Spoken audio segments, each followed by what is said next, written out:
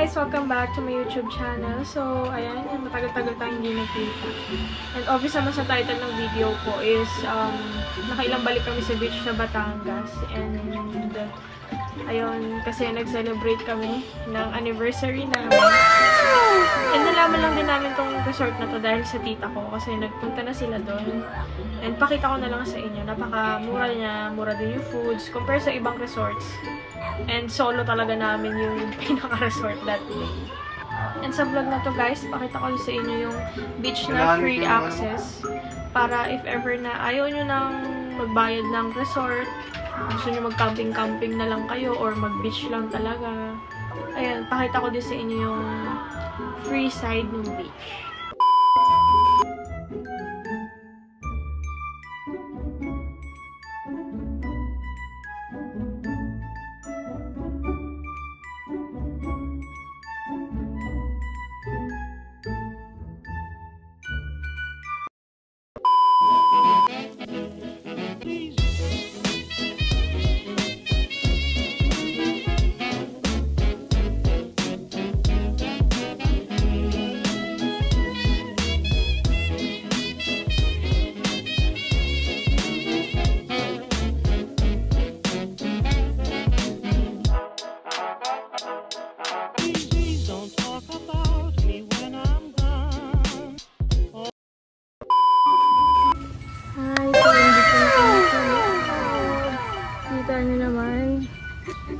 Kami lang yata yung guest nila for today.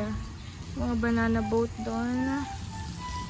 May pool din doon. Mamaya tour ko kayo ng ayos. Hawak ko kasi si Avery. Then mayroong ano doon, daan papuntang beach. Ang ganda dito guys. And 200 per adult lang siya. Tapos 150 per kid. Monday kasi kami nagpunta dito kaya siguro walang tao. Ayan, kanina yung banana boat. Yan yung entrance ng beach. May liguan dyan. May mga ano din sila. Jetski. ATV.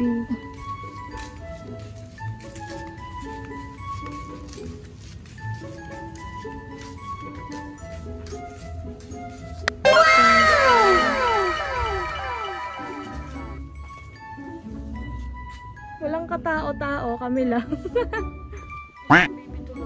Ayan na. Yung mga cottage din sila dito for rent. Dito yung labas. Puntang beach.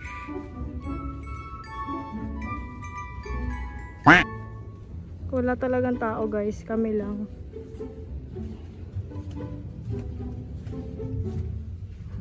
Hi, baby ko! Wala na boat ikaw.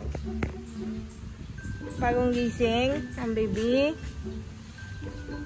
Siya, nag-cottage kami kahit na walang bayad. Hey, very! Wow! Sexy! Wow!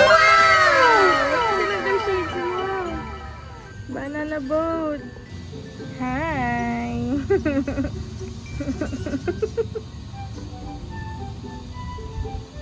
Ikaw, turista.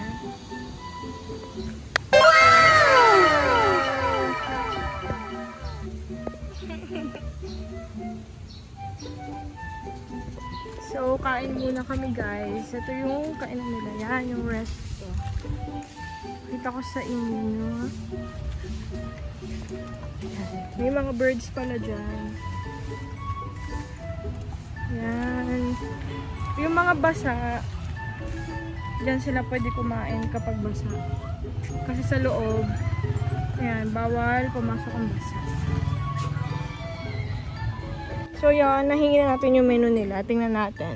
So yan yung kanilang menu, guys. Ito pala yung baby ko. Hi. Siguro naman. Ano ba niya?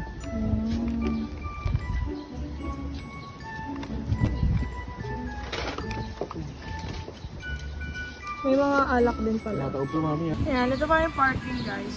Nakalimutan ko pakita. Ayan, dyan kami nakapark. Yung mga motor-motor. Pero feel ko sa mga employee yan kasi kami lang talaga yung tao dito. Ayan, na-swimming na ang bata. Mamaya dadalhin ko kayo doon sa ano, guys.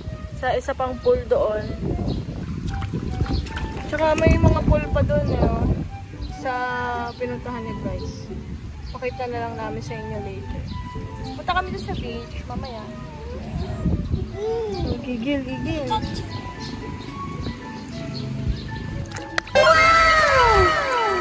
Swimming ang bata. Huwag kang gumanyan, nak. Natataob.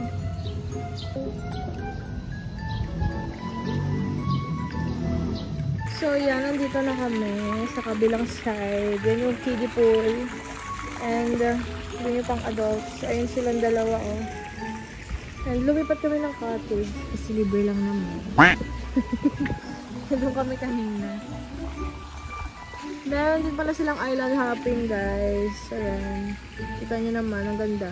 Papunta na kami dito and dyan nag-shooting daw yung Encantada. Ewan ko kung totoo, pero maganda talaga. Ayan, more rooms.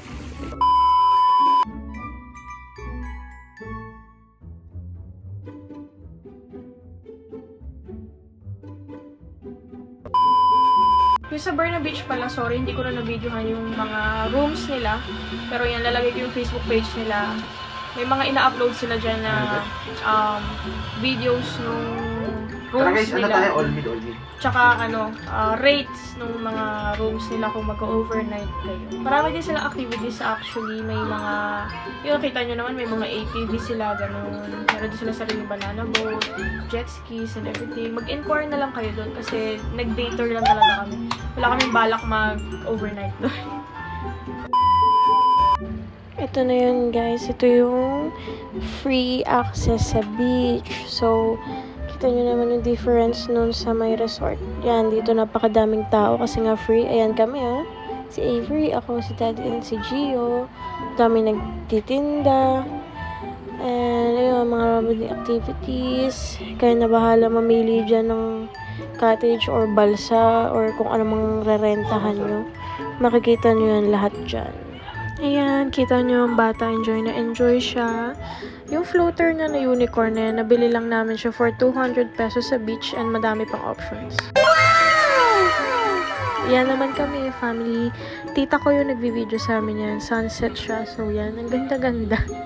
Biglaan lang din kasi itong swimming namin na to. Nagyaya kami mag-beach. Tapos, ayun, nakapambahay nga lang kami nag-swimming yan. Pati si baby nakapambahay lang. Tinanggalan ko na lang ng diaper.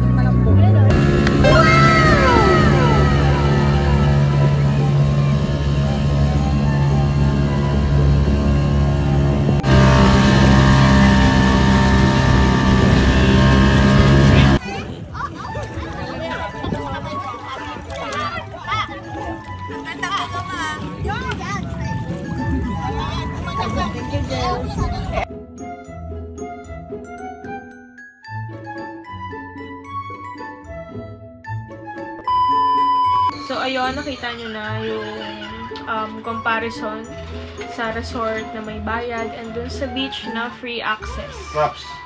Yung pinaka-obvious is sa may resort, syempre, walang katao-tao. Pati doon sa beach side, kung magkakaroon mo ng tao, kayo-kayo lang din yung mga nasa resort yung nandun. So, konti talaga. Unlike doon sa free side ng beach. Wait lang. Yan, public kasi siya talaga. So, daming tao. Pero, kung pupunta siguro kayo sa patay na araw, like Monday, ganun, siguro wala naman tao masyado. Pero ang maganda doon sa free side is madami nagbebenta. Makakatipid kayo sa food kasi madaming options na mura. Ayun. Patakinan natin guys. Pwede rin kayo magbaon. Actually, sa resort pwede rin kayo magbaon. Sorry nga pala dun sa last part ng pagpunta namin sa beach noong March 31. Kasi wala naman talaga sa plano ko i-vlog yon. Kasi that day masama yung pakiramdam ko talaga. Nilalagnat ako. Pero for the beach pa din. ayun, nag-ano lang kami noon, nag-boat kami, dinala kami doon sa gitna ng beach, and doon kami nag-swimming, kasi doon sa Pampang, ang daming tao. Eh, ayaw nila ate na madaming tao. So, doon kami nag-swimming sa malayo sa mga tao. Ang bayad doon is 2,000 siya. So, 2 boats na yun, kasi madami kami. Hindi kami kasya sa isang boat. So, kung 1 boat lang, pwede na siguro 1K. Ayun, may mga vest naman. Kita nyo doon sa last pictures na pinakita ko sa inyo, yung ate kong isa is walang vest. Kasi magaling siya mag-swimming. And si kuyang driver ng boat, meron naman siyang ipoprovide sa inyo ng mga goggles. Tsaka yung pang ganun. Kung gusto niyo mag-snorkeling. And kami ni baby, hindi kami nakapag-swimming na maayos kasi nga syempre, minus 135 bro. Kasama ko si baby, hindi kami pwedeng lumangoy-langoy.